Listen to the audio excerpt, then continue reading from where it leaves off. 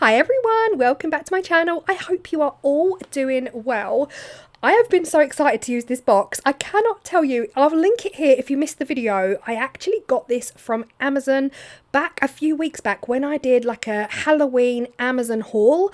I love it. It is a big chunky box, like easily the size of my hand, and it's got this gorgeous embossed sugar skull detail in the lid. So I knew immediately what I wanted to do, and that was, of course, had to be glow in the dark. There's so many tiny little crevices and little nooks and crannies in this face, and I figured I would need to think about my colorways. So I'm actually going to be using the glow in the dark for the top coat, but what I'm going to be doing for the detail in the skull, so the eyes, the flowers, all of those tiny minute details, they're going to be black resin, because in my head I was thinking when I actually outline it, you know, when I pour the top coat of the glow in the dark, it's actually going to make that detail, that black detail, really pop. Now I have put my epoxy resin into a squeezy bottle here purely because, oh my gosh, like I said, these crevices are small and some of these areas are so tiny. I knew I needed a teeny tiny nib in order to be able to fill them without just pouring everywhere and spilling everywhere and just taking my time. I am using Vista Turbo resin for this because this means I can get the whole project done in one day. I don't have to worry about the resin not curing because this is a fast cure resin. So this was really easy to use using this teeny tiny squeezy bottle nib.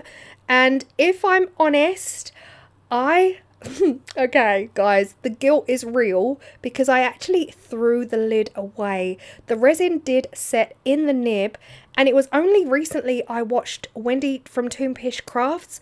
I watched her video where she also used a thin nibbed lid, and she actually cleaned hers out with isopropanol alcohol, and that didn't occur to me at the time, and I absolutely hate waste. So I have to confess that this nib did end up in the bin, and that's not ideal. That's not really what I want to do, but had I realized I could have washed it out with isopropanol alcohol, I absolutely would have. So if you are thinking of doing this, please let me share that with you.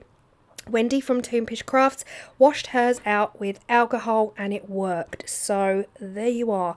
Don't be like me, but I do generally try to reduce my waste. I use silicone cups and I do everything I can to reduce, and that was all.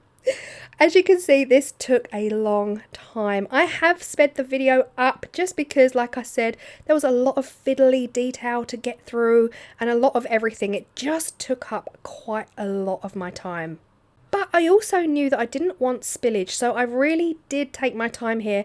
Now, if you guys know me, you know that I haven't really got the patience to take my time. I want to do things quick and fast, and I want fast results.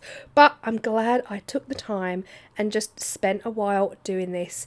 This is about 4 or 5 hours later. Now, the black resin isn't fully, thoroughly and utterly cured, but it's cured enough to take a second layer of resin and for it to be okay. The clear resin, like the glow in the dark resin, won't bleed into the black won't bleed into the glow in the dark. It's just cured enough to cope with that second coat.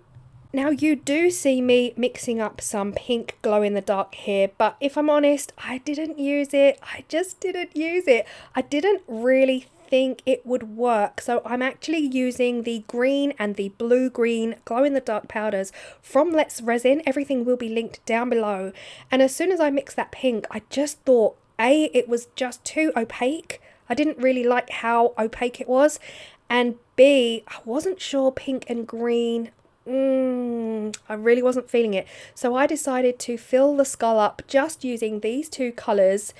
And yeah, deep down I felt like this was the right decision, and I ended up using that pink glow in the dark for something else that is coming up very, very soon. So it didn't go to waste. Every last little bit of resin that I mixed here was used up in the creation of this project. So there was no wasted resin apart from that little bottle lid. But we live and learn.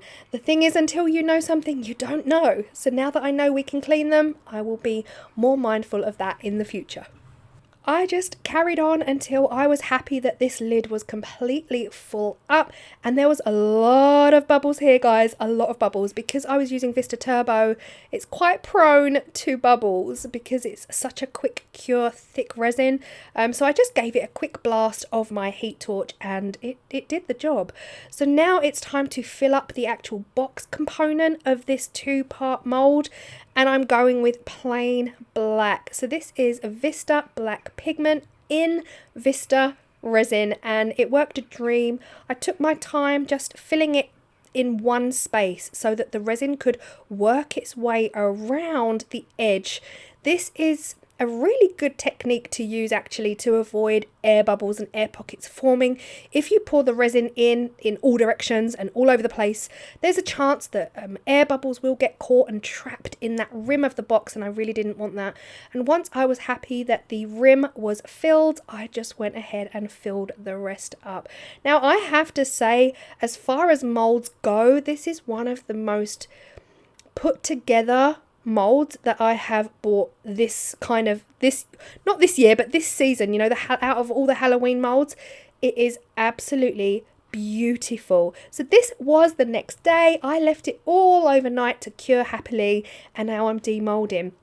First glance, guys, you might not think much of it, but the black has worked an absolute dream. All of those details that I really wanted to come through have come through. There are definitely little gaps here where I didn't quite get the resin into those teeny little crevices, and that's no problem really. You could go over with a black pen just to cover it up. No one would even know. And there's definitely a couple of gaps in the teeth as well, but like I said, black pen, if you were really bothered by it, black pen would work a dream. So then it was time to demold the box part, and honestly the finish was beautiful. There's one thing I love about brand new molds, and that is the shine.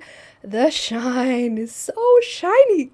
But yeah, I really love it. It's a substantial trinket box. You could get a lot in there, I think. That's my thoughts anyway. But at this moment in time, this is what it looks like. The lid fit the box like a dream. Like a dream. Now, if any of you have ever made molds where there's a pot and a lid, sometimes the lid won't fit, or you have to kind of bend the resin to fit the lid, especially with those coffins. They are notorious, but this fit like a dream. Look at this gap. There's no gap. It was perfection. I was so happy. But here is the real test. Like I say, at first glance, you might not think much of this pot. We need to go under the covers into a dark room to see the full effect. Look at this. Oh my gosh. I love it. I absolutely love it. I feel like the colour choices were perfect, absolutely perfect. This is the green and the blue green from the Let's Resin Glow in the Dark. This is me taking the lid off and not being able to get it back on, because we are now in the bedroom, which is the darkest room of our house, and I'm under the covers so that we've got pitch black. And I couldn't get the lid back on because I couldn't actually see what I was doing. So yeah, ignore all of the messing around and the fiddling around with my hands. But yeah, this is it. I actually really love it. And I love that at the bottom, so by the chin, on the skull, by the chin, there is a little lip that helps you open and close the box. And I think it is a gorgeous mould, creating a substantial trinket box. Let me know your thoughts. Let me know what colours you would do. I think this would look gorgeous in anything. If I'm honest, it doesn't have to be glow in the dark, but if you are interested in the glow in the dark Let's Resin pigments, then they will be linked in the description box below, so do go check them out. But I am so happy I did glow in the dark. I really am. It's so intense. It really is. I've enjoyed it. I hope you've loved it as much as I have, and I will see you all in the next video. And I never remember to say please give me a thumbs up, and I never remember to say please subscribe. I'm learning that I need to say it more often. So if you are still here, we are nearly 10 minutes in. I appreciate you massively. If you are still here, then please hit that like and hit that subscribe button, and I'll love you forever. I will. It's contractual. I'll see you all in the next video. Bye.